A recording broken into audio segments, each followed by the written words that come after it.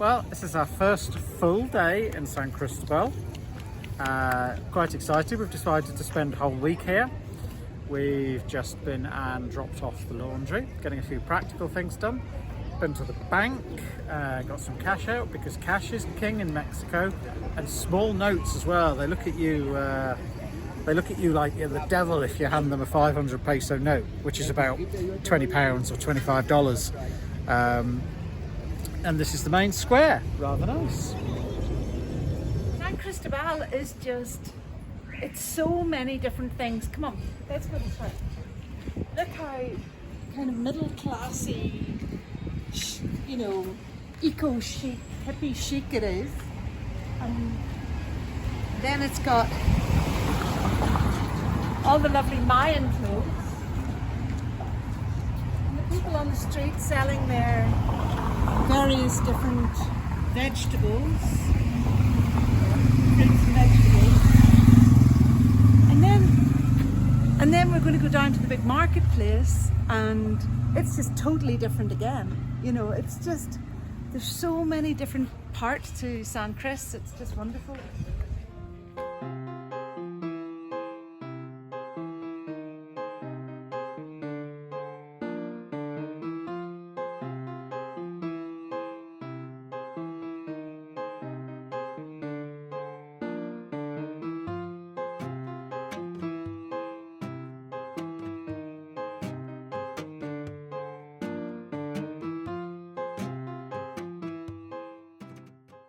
We've come off the beaten track a little bit and we're heading towards the locals market.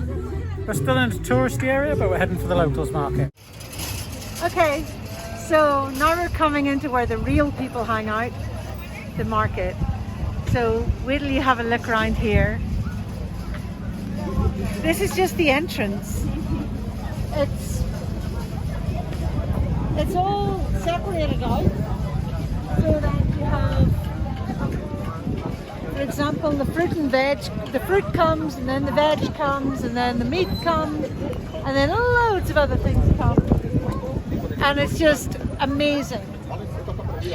You'll see lots of ladies wearing beautiful black skirts. They're the ladies from Chamula and different places, and that's one of the indigenous Mayan peoples that are here. And they just look fabulous. So everywhere you go, you'll see elote.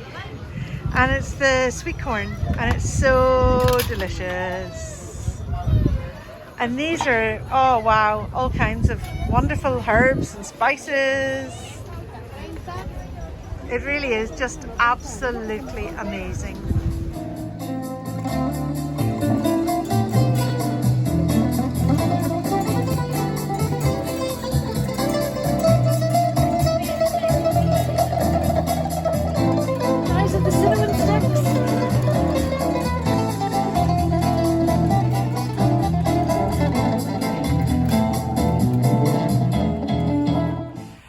Okay, so we've just had a stark reality check that we really are in a faraway place that organises things quite differently.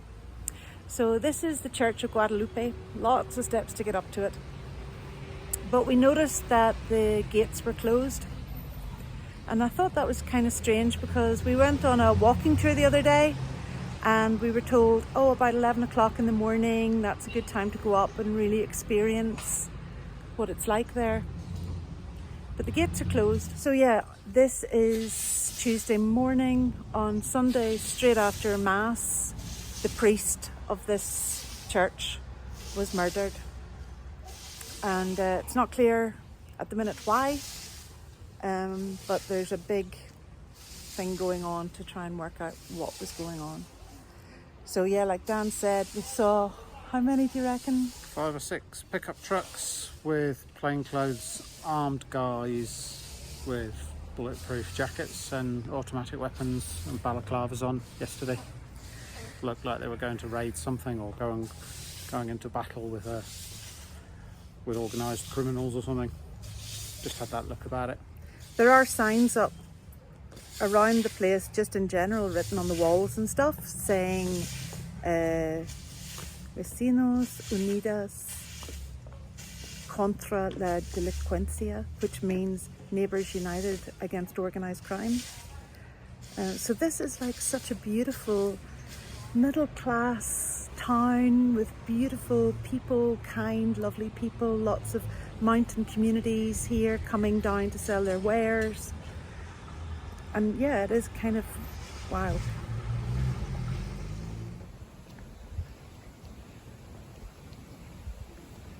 This is talking about a big walk for peace in San Cristóbal. And Dan, the other day, didn't you see a peace march on Sunday? Yeah, I didn't know that's what it was at the time. I just saw a lot of people marching down the road. Thought it was back in Northern Ireland. Oi. And they were all carrying wooden crosses and flags. Yeah, the word PAZ on those purple flags is peace.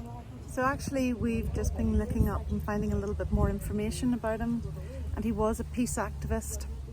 He was a Jesuit priest called Marcelo Perez, and he knew his activism was causing discomfort amongst the power groups and the criminal gangs that were operating in Los Altos de Chiapas. And a price had been put on his head in August, but he continued to try and fight for the poor. He believed it was his divine mandate to try and help the people. Now he's dead. A bit shit, really. Right, let's go down the town, get a coffee, have a wander around.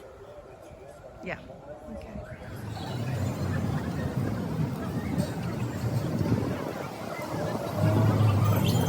Very British. Geraldine's seen a queue for something, so now go and join it, of course. You're deadly. I just can't help but be curious as to why there's so many people here. It looks like it's beside a bank. I just asked somebody and they said, no, this is normal. It's just to go to the bank. There's just really long queues and it's very typical. Everywhere you go in the town, there's these little small shops. But all they seem to sell is fizzy drinks and crisps or chips. And their consumption of fizzy drinks and chips must be absolutely huge.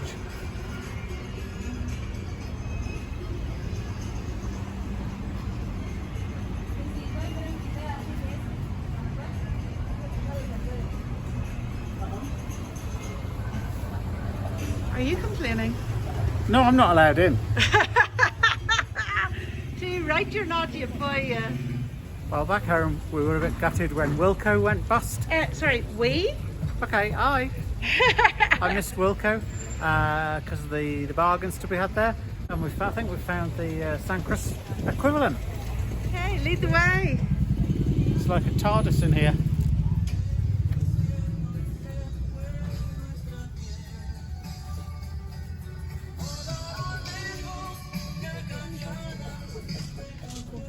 Is there anything we're actually needing? No, and most of it's plastic shite from China. But there are things like unicorn rubbers. One thing you have to contend with in San Cris and a lot of other Mexican towns is just how high the curbs are. But there's a good reason for that, actually. They get a lot of severe storms here and heavy rain, and there's no drains, there's no surface water drains, and in a lot of towns there's no foul drains either. So the water just comes straight off the roofs onto the pavement and out to the road. So by having higher curbs, it means people can still walk down the road and it's the road that floods. Yeah, don't know where it all ends up. Probably polluting the local river somewhere, which are pretty brown and grey. But yeah. Wow! Look how tall this curb is. It comes right. It's higher than Dan's waist. So many beautiful, beautiful views of the mountains, and all this gorgeous artwork. Some of it really significant, you know, and really quite political. And then other bits that are just absolutely gorgeous, like these little birdies carrying a school books. We've come for a nice little lunch. We're here with Manuel. With Manuel. Here we Cheers, met on the guys. walking tour. And I'm going to try out this pozole chocolate. Pozole de chocolate. That's got something from the local river, doesn't it? Oh, Dan.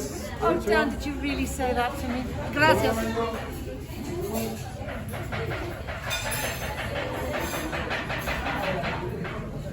It's like gritty chocolate milk. Come on, you try it too. What do you think? Tastes like a little bit like melted chocolate. That's good. Not too sweet.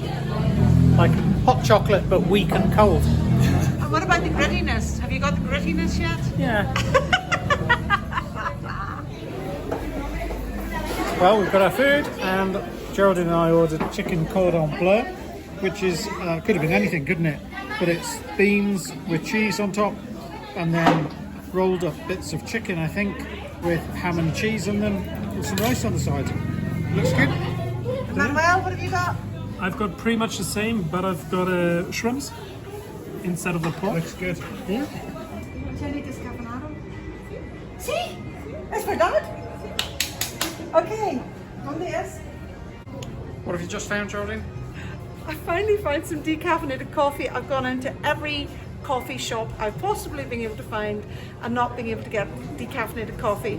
And in the same way, Dan's not allowed to go into the little shoppies that do all the sugary shite. I'm not allowed caffeine. Don't ask. So we've just picked up the laundry All folded. and now we have an exciting little trip that we're going to make. So in this area, the local hooch is called Posh, spelled P-O-X. And there's a place that we're going to go called a posheria, which is basically like, you know, like the laundry shop is lavanderia, the meat shop is carniceria. So the place where you buy posh is the posheria. But it's spelled P-O-S-H-E-R-I-A. P-O-X. P-R-I-A. Hadn't it? No, Oh. the actual drink is spelled P-O-X, you're absolutely right. But this place is a play on words and it's Oh. spelled posheria. So I hope you won't feel too out of place, darling. Do my best. Although you're dressed for it, you're looking very posh. We'll see. Okay, here we go. We're at the posheria. It does all these different types of posh. So, come on, Dan, let's go. Okay, let's try it. Dried maize hanging from the ceiling. Okay.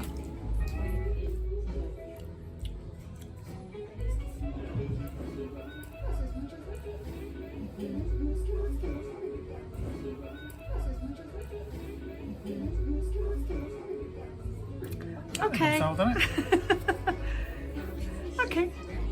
Well, that's It's just spirit with some flavour, isn't it? mine's nice. Good. Well, look what Geraldine ended up getting there. It's lovely.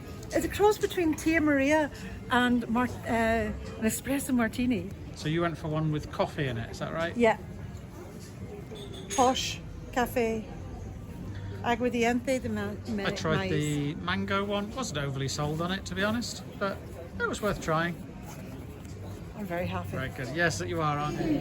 Thanks very much. Where's this plate from? A Montenegro. Montenegro. Yes, and it can only be gifted. You cannot buy it unless you are from there. You can't have it. Yeah, so this is special. Thank you. So we've just come into this beautiful art gallery and this lovely lady has been explaining some of what she's making and letting us have a look around. And there's her whole... Cuando muerto. Sculpture she's made. Isn't that realistic? He is... What is he like? It's always the same. You're deadly, Dan. But look at all the beautiful artwork and everything here. So there's a community of like loads of different artists here. It's just such a lovely time, this. Look at all of this stuff. One thing you can always be guaranteed of in Mexico is loads and loads of street dogs. They're everywhere. And most of them are absolutely adorable. There's a thing where they say that you know how nice an area is or not as to whether the dogs bark or not. And certainly we found that to be true. Oh, and there's lots of these lovely old Volkswagen Beetles everywhere. I have been thinking about maybe shipping one home, but you reckon I could get one there, don't you? Then you had a reality check and thought, doesn't really make sense. Better off get one when we get home if you want one. Yeah. Oh, look, here's somebody else coming to say hello. Or doing a flyby. Okay, just heading back to the campsite. People are so entrepreneurial. Look, fruit and veg man.